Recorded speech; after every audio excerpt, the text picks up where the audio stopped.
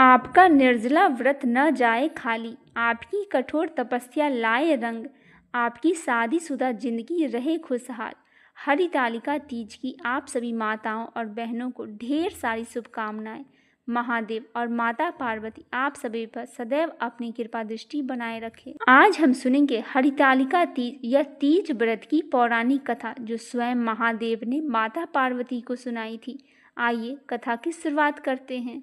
भाद्रपद मास की तृतीया को हरितालिका तीज का व्रत किया जाता है। इस साल हरितालिका तीज का व्रत 26 अगस्त दिन मंगलवार को किया जाएगा। इस साल हस्त नक्षत्र में हरितालिका तीज रहेगी। इस दिन सुबह 6 बजे तक हस्त नक्षत्र रहेगा।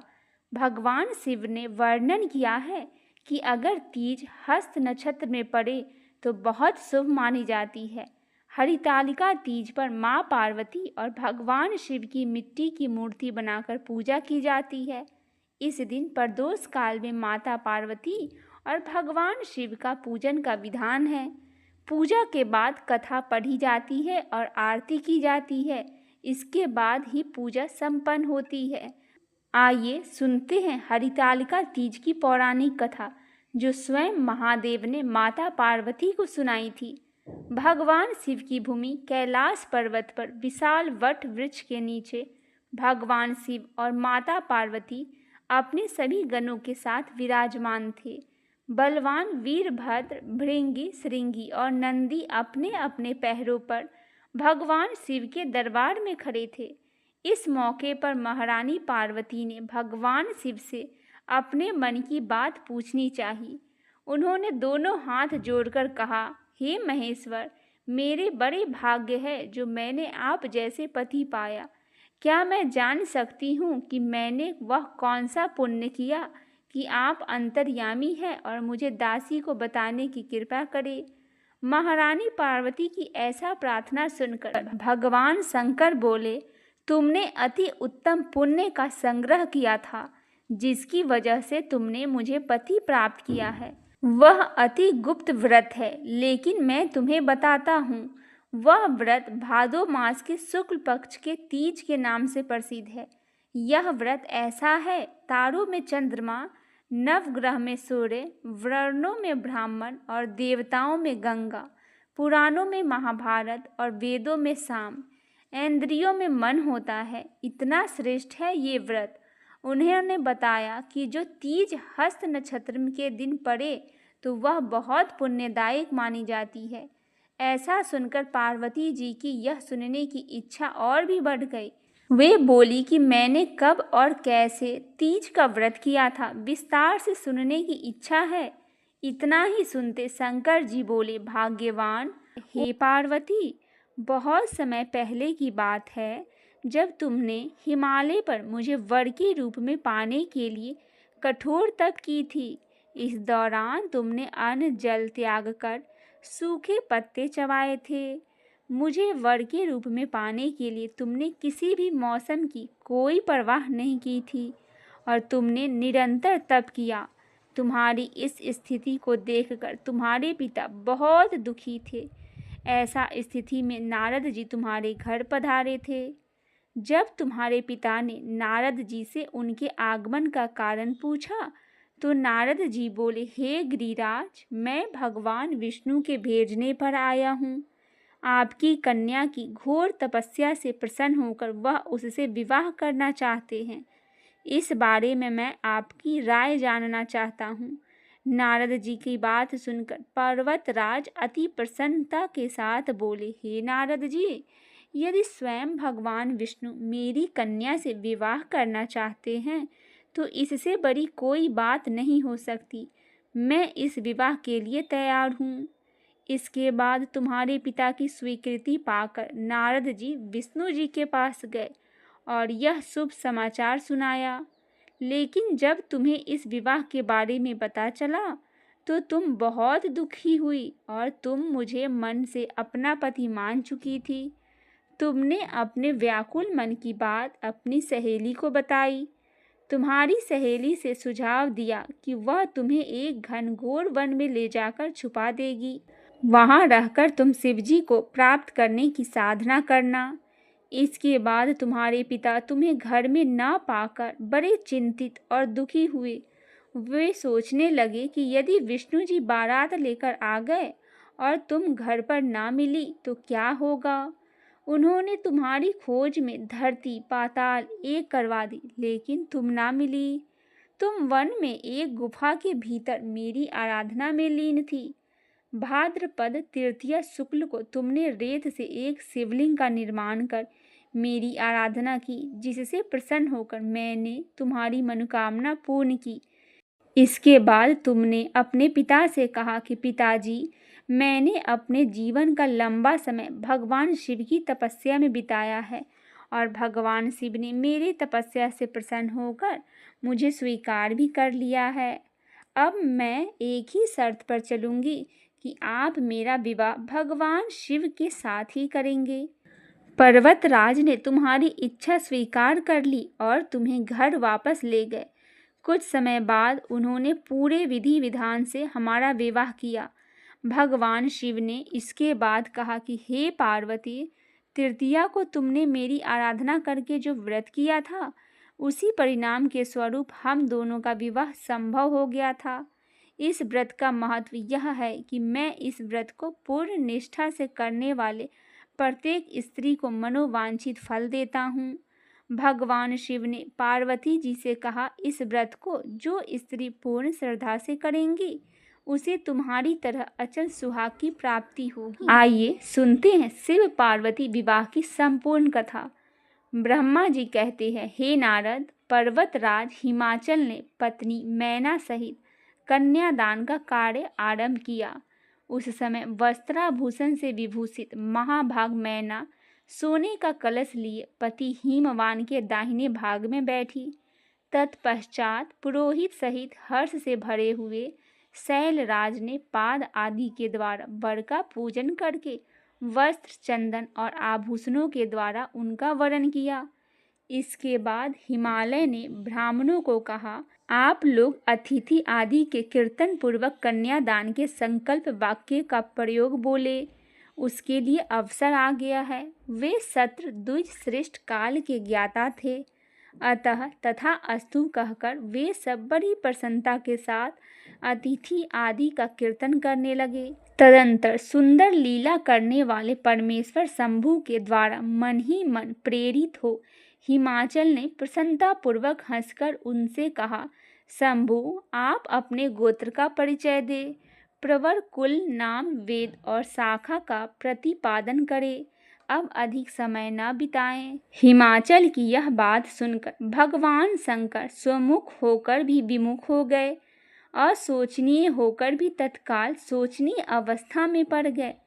उस समय श्रेष्ठ देवताओं, मुनियों, गंधर्वों, यक्षों और सिद्धों ने देखा कि भगवान शिव के मुख से कोई उत्तर नहीं निकल रहा है। नारद यह देखकर तुम हंसने लगे और महेश्वर का मन ही मन स्मरण करके गिरिराज से बोले। नारद ने कहा, पर्वतराज, तुम मूढ़ता के वशीभूत होकर कुछ भी नहीं जानते। महेश्वर से क्या कहना चाहिए और क्या नहीं, इसका तुम्हें पता नहीं है।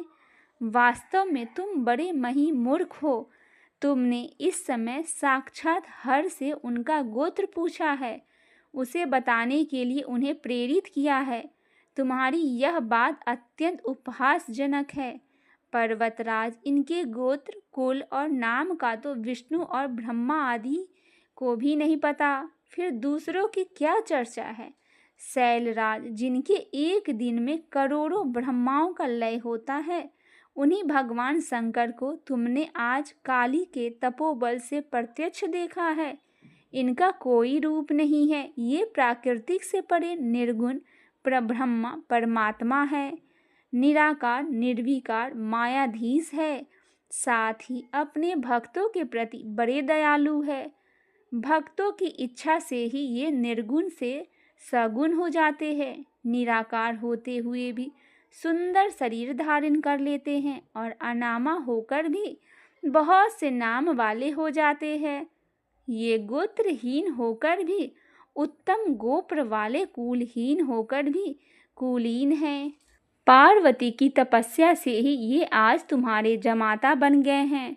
इसमें संशय नहीं है। गिरिश्रेष्ठ, इन लीला विहार परमेश्वर ने चराचर जगत का मोह में डाल रखा है। कोई कितना ही बुद्धिमान क्यों न हो, वह भगवान शिव को अच्छी तरह नहीं जानता। ब्रह्मा जी कहते हैं, मुने, ऐसा कहकर शिव की इच्छा से कार्य करने वाले तुच्छ ज्ञानी देवर्षि ने शैलराज को अपनी वाणी से हर्ष प्रदान करते हुए फिर इस प्रकार उत्तर दिया। नारद बोले, शिवा को जन्म देने वाले तात महाशैल, मेरी बात सुनो और उसे सुनकर अपनी पुत्री शंकर जी के हाथ में दे दो। लीला पूर्वक रूप धारण करने वाले सगुण महेश्वर का गुत और कुल केवल नाद ही है। इस बात को अच्छी तरह समझ लो। शिव नादमय है और नाद शिवमय है। सर्वदा यह सत्य है। नाद और शिव, इन दोनों में कोई अंतर नहीं है।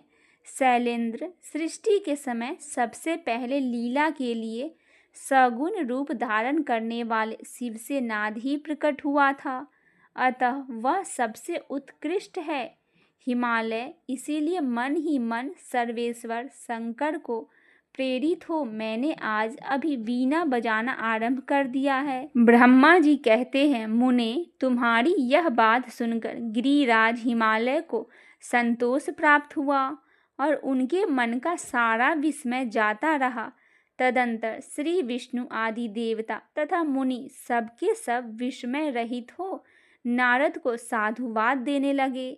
महेश्वर की गंभीरता जानकर सभी विद्वान आश्चर्यचकित हो बड़ी प्रसन्नता के साथ परस्पर बोले, अहो, जिनकी आज्ञा से इस विशाल जगत को प्रकाश्य हुआ है, जो परात्पर आत्मबोध स्वरूप स्वतंत्र लीला करने वाले तथा उत्तम भाव से ही जानने योग्य है, उन त्रिलोकीनाथ भगवान शंभु का आज हम लोग ने भली भांति दर्शन किया है। उसके बाद हिमालय ने विधि के द्वारा प्रेरित हो भगवान शिव को अपनी कन्या का दान कर दिया। कन्यादान करते समय वे बोले, परमेश्वर, मैं अपनी यह कन्या आपको देता हूँ, आप इसे अपनी पत्नी बनाने के लिए ग्रहण करें। सर्वेश्वर, इस कन्यादान से आप संतुष्ट हो। इस मंत्र का उच्चारण करके हिमाचल ने अपनी पुत्री त्रिलोक जननी पार्वती को उन महान देवता रुद्र के हाथ में दे दिया। इस प्रकार शिवा का हाथ शिव के हाथ में रखकर शैलराज मन ही मन बड़े प्रसन्न हुए और उस समय वे अपने मनोरथ के महासागर को पार कर गए। परमेश्वर महादेव जी ने प्रसन्न होकर वेद मंत्र के उच्चारण पूर्वक गिरिराज के कर कमल को शीघ्र अपने हाथों में ले लिया और बोले, मुने, लोकाचार के पालन की आवश्यकता को देखते हुए उन भगवान शंकर ने पृथ्वी का स्पर्श करके को दाता इत्यादि रूप से काम संबंधी मंत्र का पाठ किया। उस समय वहाँ सब और महान आनंददायक महोत्सव होने लगा। पृथ्वी पर, अंतरिक्ष में तथा स्वर्ग में भी जय जयकार का शब्द गूंजने लगा।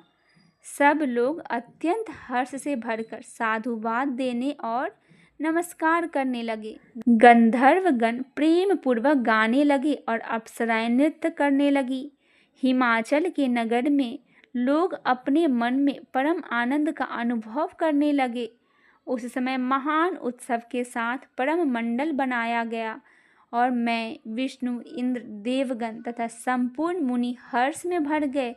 हम सबके मुखावृंद से प्रसन्नता से खिले हुए थे। तदंतर शैलराज हिमाचल ने अत्यंत प्रसन्न हो शिव के लिए कन्यादान की यथोचित रजामंदी प्रदान की।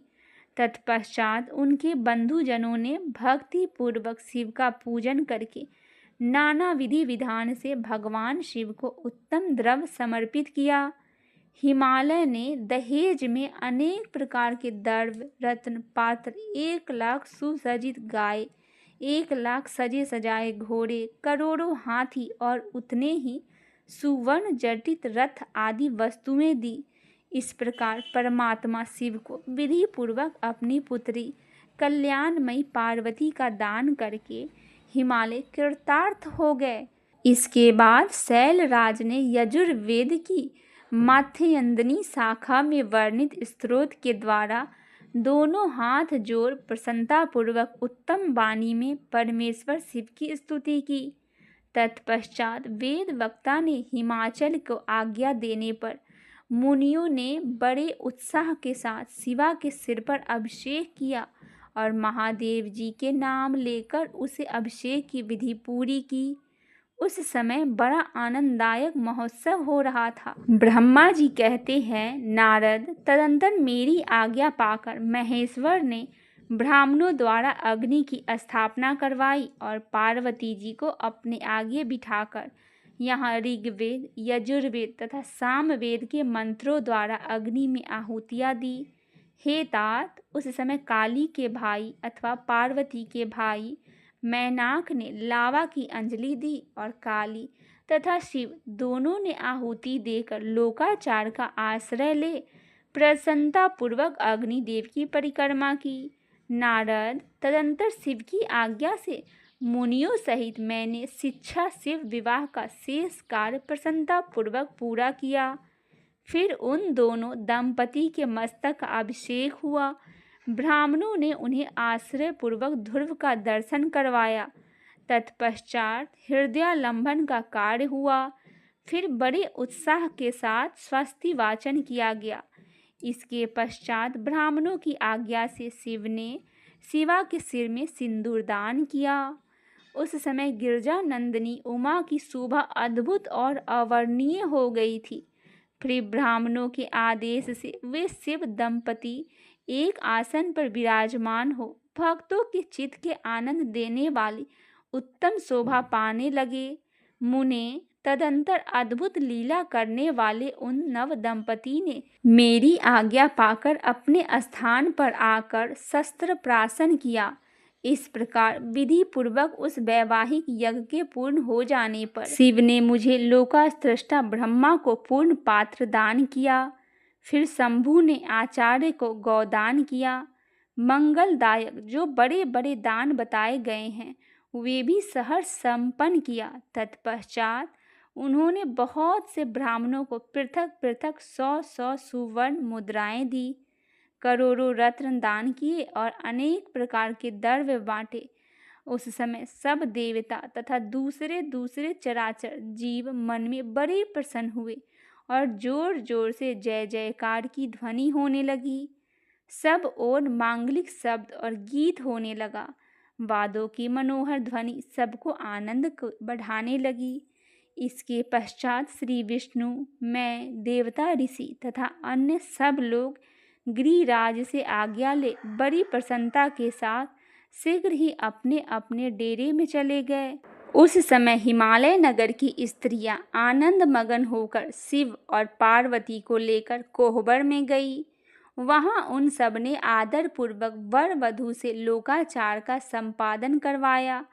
उस समय सब और परमानंददायक महान उत्साह छा रहा था। तदंतर वे स्त्रियां उन लोक कल्याणकारी दंपति को साथ ले परम दिव्य वास भवन में ले गई और वहां भी प्रसन्नता पूर्वक लोकाचार का संपादन किया।